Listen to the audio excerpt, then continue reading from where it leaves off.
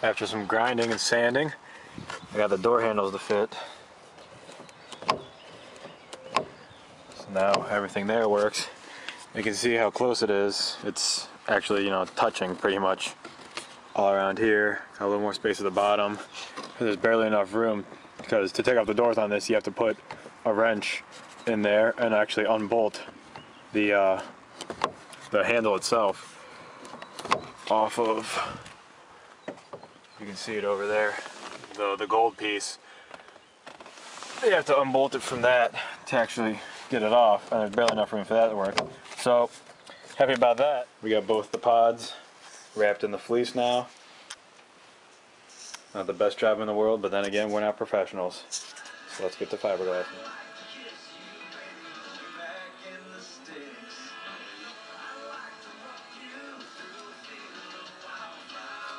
Do you use country music as your background? Alright, things are starting to look real good now. I got 2 layers of fiberglass mat on the outside of the pods. This one I got all cleaned up.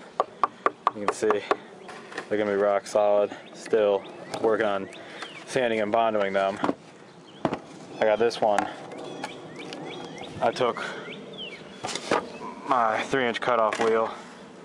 That's all old and seizing up. Still works. And cut all the overhang off, as I have on this one. All the stuff that's hanging over the side from when I fiberglass, because I tried to like wrap it underneath and like tuck it underneath and make it stick, but I mean, just over time, gravity, it just kept dropping. So I think it should hold pretty good, or else I'll come back and put like a single strip right along the edge to try and bond the backside to the pod itself. But I mean, I think it's going to be pretty good. And then when in doubt, use the biggest, baddest, most vintage sander you got.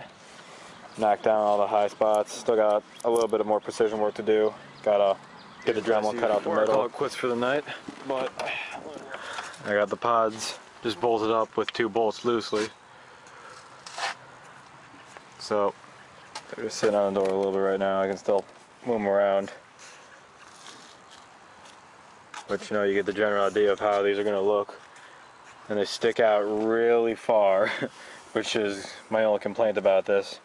But I mean, there's not much you can do, because that's the depth of what my speakers were. The handle's not in right now, but I mean, I didn't feel like putting that in just for this test run. But you can see, get in the truck. And I'm gonna move this seat back a nudge. Before it was actually rubbing on that. You can see I can only feel like a finger in there.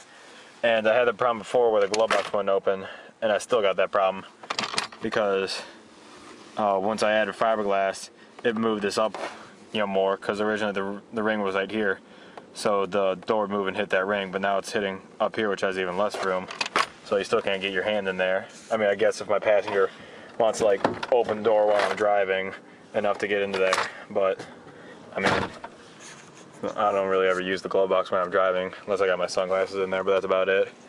And as you can see, the speaker does take up quite a bit of leg room. Your outside leg pretty much has to be straight, like it's hitting the speaker right now for me. But, you know, what are you gonna do? I can't afford new speakers, so this is how it's gonna stay. But we're getting closer and closer to having these front doors done. So next step is going to be to lay some Bondo on them.